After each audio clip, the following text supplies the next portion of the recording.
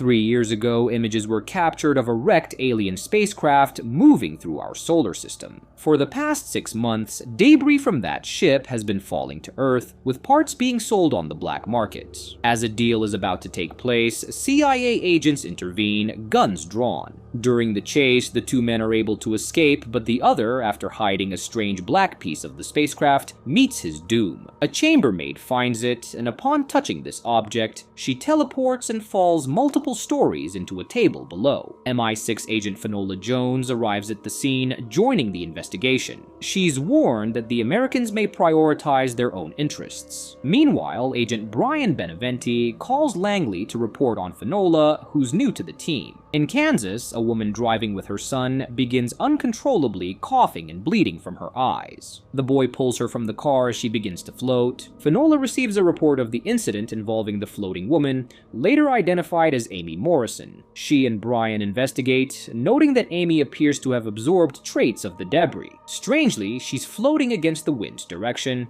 They follow Amy as she drifts to a mini tornado where multiple people are swirling. Dr. Sharon Pandari examines the bodies and discovers they're not dead. Their brains are active and they can control their eye movements. One of the victims, Vandenberg, has a wife affected by the phenomenon, floating in the woods. Brian finds a strange metal fragment, another piece of the spacecraft. When they contact Isla to ask about her brother Kieran, they learn he died 7 months ago and was cremated. Finola theorizes the debris may be connected to grief, particularly her own experiences with her mother, Jenny. As she examines the bodies with Sharon, they hear Jenny's name whispered. Things take a strange turn when two men swallow debris, one of whom manifests inside a bridge foundation. It seems a rogue group may be operating outside the agencies. Finola and Brian's focus shifts to Kieran, who appears to be coercing people with grief, brainwashing them to do his bidding. They manage to stop a car, but it's too late as Kieran takes Finola away. Brian brings Isla to talk to her mother,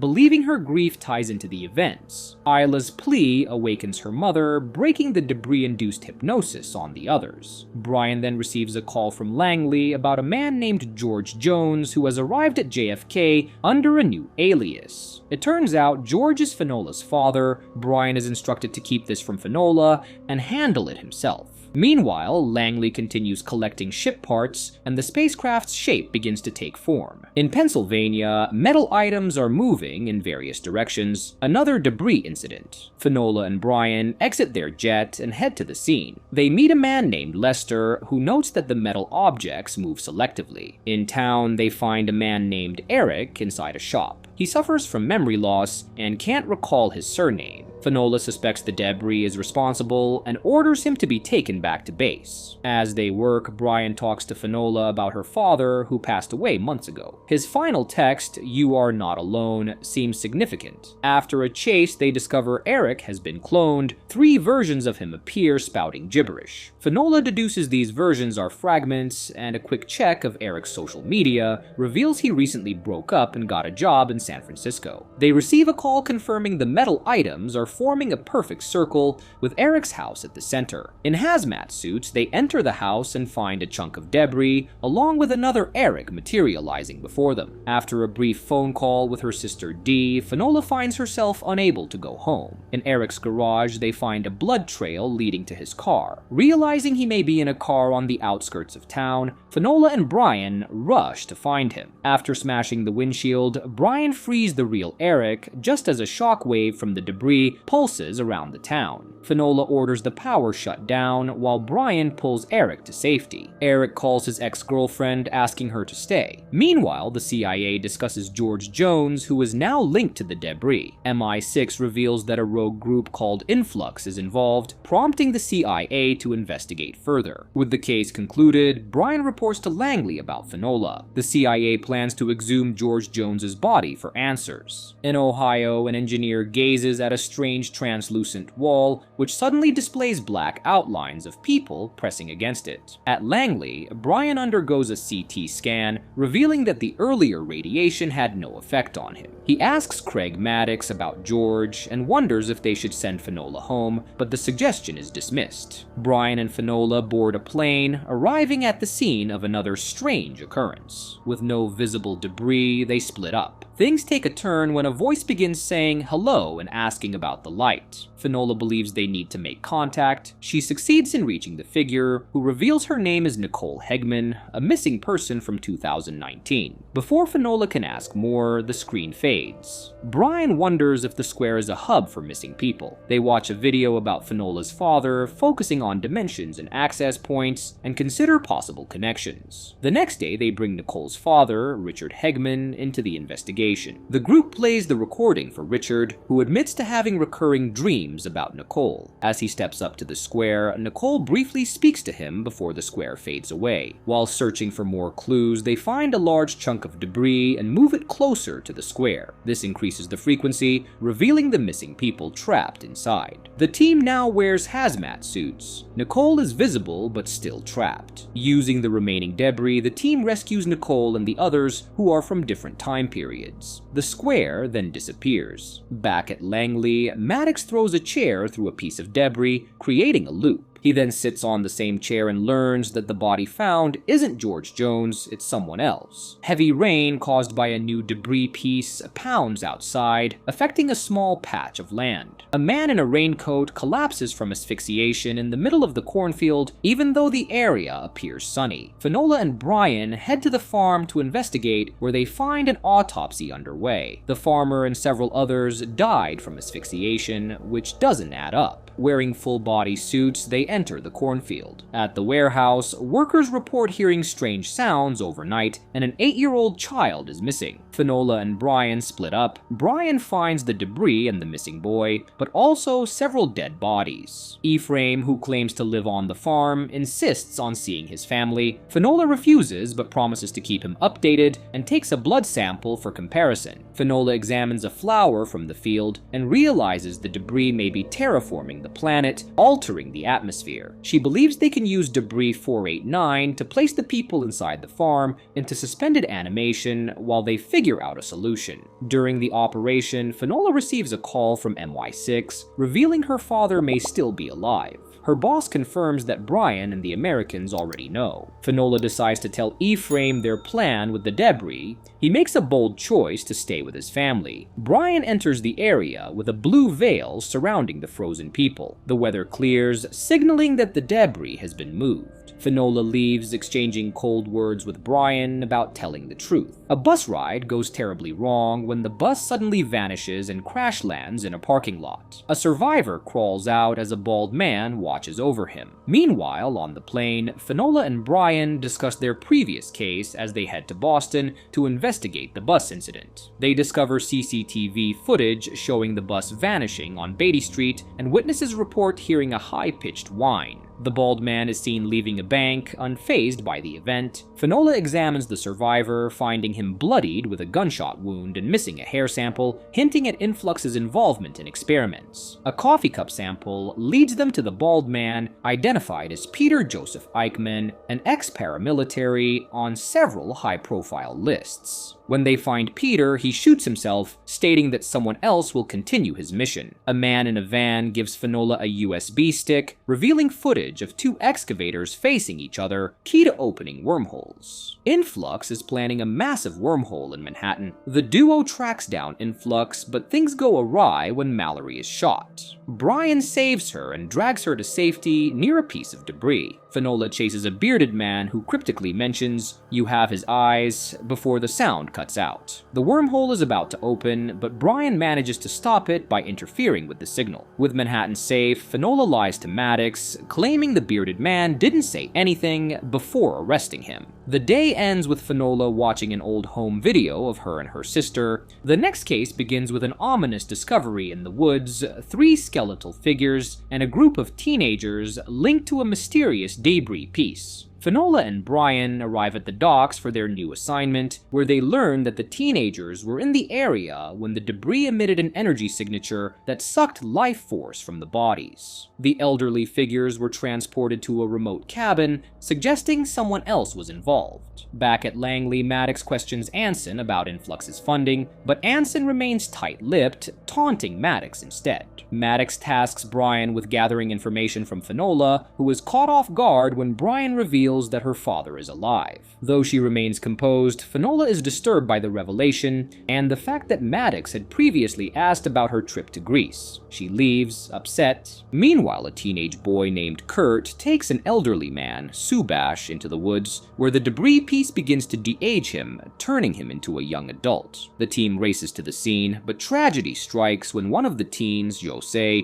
runs too far from the debris and rapidly ages to death. The teens are forced to stay close to the debris to maintain their youth. Kurt explains that his motivation is personal. He used the debris to help his wife Clara, suffering from dementia. But the group is ultimately trapped by the debris' influence, and Kurt and his partner Clara choose to sacrifice themselves rather than grow old apart. Subash is taken to a facility to help him age naturally again. As the case concludes, Finola and Brian realize the deception from their departments, and they choose to trust each other moving forward. Maddox receives word that Anson's caller has been located in Maine. In another part of the country, time suddenly freezes, and a woman named Linda forces Liam to hand over his bag before he fatally shoots himself. Meanwhile, Brian arrives at HQ to debrief Maddox and discuss interrogating Anson Ash, the influx detainee. Brian is soon sent to Maine, following a clue from Anson's phone that might lead them to either influx or the debris. Maddox tortures Anson to extract information, using a strange metallic shard to access his mind. Finola joins Brian on the mission. Though she's unsettled by the truth, Brian has told Maddox about her knowing George Jones is alive. In Maine, they learn that Linda, the woman involved in the incident, can't remember what happened. They trace the bag to Liam's brother Luke, who reveals Liam had been dealing debris shards. This suggests that the bag contains those very pieces. While investigating further, Finola experiences strange behavior near the marshes, feeling compelled to leave. The pair then visit Liam's ex-wife, who hints that their daughter, Caroline, is connected to the debris. Caroline is later seen near the marsh, with the debris shards floating towards her. Inside the house, Brian discovers Liam's bag and learns that Luke is using Caroline to find more debris pieces, seeking revenge against the Air Force for his past trauma. Luke rejects Brian's offer to help and orders him to find Finola. Meanwhile, Caroline's connection to the debris becomes clearer as she leads them to a stash of shards in a shed. Back at base, Finola and Brian realize they've been brainwashed. As the situation escalates, Luke uses the debris shards to manipulate the officers and turn them against each other. A struggle ensues, with Caroline using the shards to kill Luke. With the situation resolved, Caroline's mother arrives to take her home, apologizing for everything. Finola then receives a call from her sister Dee, who is relapsing and needs Finola's help. However, Finola senses something is off when Dee uses a childhood code word. Before she can investigate further, Brian reveals they've found George. We cut to a scene where a panicked woman is charging through a warehouse. She calls for help from a man dragging bagged bodies away. When he sees her, he immediately closes the shutter and calls for aid. This woman then inexplicably pounces straight through the aid's body. Maddox, meanwhile, briefs the team, revealing that George Jones has been located in the channeled Scablands and is being held captive. Brian expresses his reluctance to bring Finola on the mission, as Maddox has plans for Jones to not survive this extraction. Meanwhile, Finola is dealing with her sister Dee's drug addiction. Brian informs her about Maddox's decision to have Jones killed, leaving Finola conflicted and torn. On their journey, Brian and Finola encounter the strange girl. She has a piece of debris burned into her skin, suffers from amnesia, and doesn't remember where a ball of light is. They take her to safety before continuing their mission. At the facility, they find evidence that George Jones was involved, including schematics with his handwriting. They free several captives, only to encounter violent resistance as they search for Jones. Finola eventually finds her father, and together, they fight off their captors and escape outside. However, Finola realizes the surveillance footage will still show Jones alive, so Brian destroys it. Afterward, Brian lies to Maddox, claiming Jones wasn't found. Meanwhile, Dee calls Finola, revealing that she's being tracked. Finola and Brian head to a safe house, where Finola learns that George had been reanimated using the debris after being dead. The process affected his memory. In the safe house, Jones reveals that Influx is seeking a world-ending piece of debris with immense power. They've reanimated Jones to help create a device capable of tracking it. Jones believes the debris could be used to save humanity by restoring ecosystems. Finola confronts her boss, refusing to give up George Jones, and accusing her of using her sister Dee as leverage. Meanwhile, George gets his hands on a whole roll of aluminum foil and proceeds to lay it out on the bed, cocooning himself inside. A boy called Shelby is sprinting to the edge of a cliff, diving underwater and holding on for dear life. As he sputters, we cut back to the house inside. Shelby is confused, calling out for his sister Kathleen. Only, it turns out he doesn't actually have a sister in this reality, as the truth hits home for Shelby. Meanwhile, Finola and Brian drive George up to Garcia's, intending to pick up some gear. Finola and Brian head up to this house where they find Shelby. Apparently, he's been stuck in a time loop and keeps repeating the previous 2 days. On one of these loops, he lost his sister Kathleen. It also turns out this isn't the first time he's seen the pair. He knows all about George and believes this piece of debris has plucked him out from the timeline. While they're distracted, Shelby slips out and jumps back in time. Several times Finola is replaced with a different companion. When Finola finally does return to the fray, it's in another revised timeline. She notices Shelby has mirrors up around the living room. Within that, she also sees Kathleen walking past. This mirror could well be a manifestation of bleed-throughs, a manifestation of the damage Shelby is doing with these jumps through time. As Shelby looks set to jump back again, Brian suddenly follows, heading underwater and wrestling with the boy. Only he gets pushed back in the exact same way as Shelby. Brian gets caught up in the loop, forced to repeat the few hours again. He's thrown into a different reality this time, and in this reality, Finola is back in Langley. Brian instead is lumped with a new partner in Grace.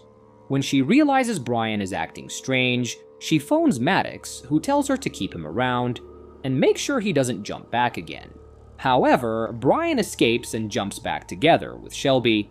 But there's a twist. Kathleen is alive this time, and Shelby isn't at the house. Brian is now faced with a new dilemma. The degradation is getting worse, and the glittery projections now scatter right the way across the living room. When Grace shows up, she sees this for herself and remains desperate to clear them out and wait for backup. Brian, though, has other ideas. He believes George Jones has the answers they seek and sets to work trying to contact him. The only trouble is, the Brian in this reality actually killed him 2 days back at the influx center. Realizing what this means, Kathleen bolts and hurries outside. Brian follows and the two jump to another reality again after holding on to the debris piece. This time Brian is gone and Kathleen is visited by Finola and her new partner, Gibson. George Jones is still very much alive now and he's working at Langley with Maddox. Finola relays what she's been told, and he is adamant that Kathleen should not be allowed to jump again. However, he ironically disagrees with his own hypothesis about the degradation. As they talk, a rift opens up, showing both Brian and Shelby standing in another reality. With a board in hand, they write out, "We can see you." Kathleen realizes it's all her fault and refuses to listen to Finola's pleas to stick around. Instead, she jumps once again.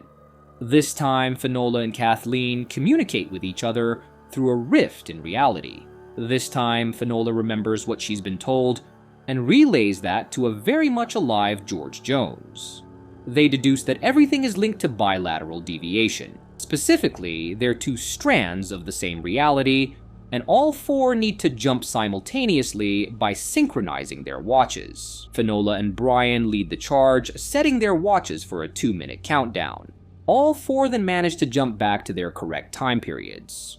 Amusingly, Finola and Brian both show up to see Shelby and Kathleen, who happen to be together. Next, we see a group walking through the woods. With the area quarantined and our officers wearing hazmat suits, they uncover a strange reading coming from a woman sitting on the grass. As we later find out, her name is Mariel Caldwell, and a shimmer shrouds her. The scientist approaches as Mariel repeats Brian's name. Meanwhile, Finola is frustrated with her father, who is on the road seeking antennas and demanding files. She promises to bring them to him soon before heading to another debris site with Brian. At the site, Brian encounters Marielle, who whispers details about his time in Afghanistan. She seems to be connected to his past memories, repeating conversations and events from his life. As Brian is transported into a dreamlike sequence of Afghanistan, he relives moments from his mission.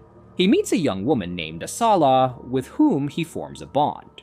He promises her grandfather will be safe, but Asala is tragically killed during a skirmish. In the aftermath, Brian and Finola discuss the nature of the debris and its possible purpose. They realize that the debris and humanity seem to be studying each other, though the reasons behind this remain unclear. We cut to Arizona, where an Indian man lays out on a mat and stares at the sunset. At Langley, the facility is thrown into chaos as pieces of debris begin to move on their own, boxes scrape across the floor, and the lights go out. A dead worker's body is found bleeding on the floor. Meanwhile, George Jones, determined to find a piece of debris, sneaks into a restricted area to investigate old antennas used during World War II. These antennas, now abandoned, could be key in locating the debris. Finola and Brian join George, with Finola concerned about her father's safety as he ventures off on his own. George is intent on using her laptop and satellites to hone in on the debris, with the Ligari files being central to his plans. However, Finola is uneasy, especially as Maddox has yet to explain why he wants George dead. George believes it's about control. Maddox sees him as a wild card who can't be controlled, and he fears Maddox will try to have him killed. The situation at Langley escalates when Finola and Brian are called back to investigate a growing debris incident. Maddox theorizes the pieces may be controlled remotely, but this theory is disproved when the team finds workers in the warehouse being inexplicably controlled by the debris. Boxes of debris are tossed through a pocket in time and space, and when the workers go into shock, they rise up and march back into the warehouse. Brian follows them into the warehouse and watches as one worker, Lester, is thrown back by the energy of a debris suitcase. He too becomes entranced, joining the others in the line of controlled workers. The debris pockets become more erratic, and with the workers dying, Finola discusses a plan with George to reverse the polarity and create a makeshift force field to stop the debris from moving. The plan seems to work, but something stirs in the basement. Finola and Brian investigate the basement, where an explosion leads them to discover a large piece of debris embedded in the ceiling. A schematic on the wall reveals that Langley is attempting to weaponize the debris, potentially creating a bomb using George's work. Meanwhile, Anson uses the chaos to his advantage, faking illness to get released from his cell. As Brian experiences another vision, he becomes convinced that the debris must be allowed to do its work. Finola is skeptical, but Brian's faith in the process leads him to find the missing piece of debris in the ceiling. The piece dissolves, and a strange white ball of energy forms. It floats before Finola before flying off into the air and disappearing. George, meanwhile, calls to confirm that he has located the debris piece they've been searching for in Virginia. However, Anson also learns of the location and rushes to get there first. The next day, a group of people are seen standing socially distanced and crying, seemingly entranced by something. Brian and Finola learn that Anson has escaped Langley, and they head to the antenna location where they find George, wrapped in tin foil and struggling to maintain control. He spotted a strange humanoid creature in the woods, which further unsettles him. The trio arrives at a location where they find the people from earlier still crying and facing east. It becomes apparent that these individuals are all emotionally converging, seemingly linked by their heightened emotional states. As they study the debris piece, George deduces that they need to sever the connection between the people and the debris, which would erase the people's memories but allow the piece to be moved. Meanwhile, Anson meets Otto, his associate, who has blood on his face from murdering individuals in a gas station. Together, they make their way to the debris site. They ambush Finola, holding her at gunpoint. George reveals that the birth of a telesphere inside a pocket dimension in orbital may have triggered the debris phenomenon.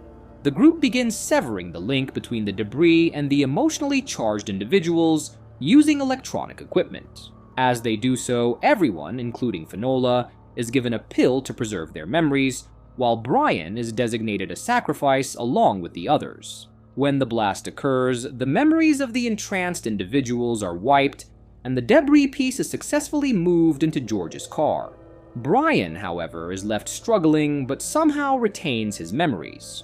Otto realizes that Brian is the third man, a key player whose identity has been hidden all along. With Influx and George leaving, Brian and Finola stay behind. Brian confesses that he was injured in a previous debris event with Garcia and Ming, a Chinese agent, and has been on medication since.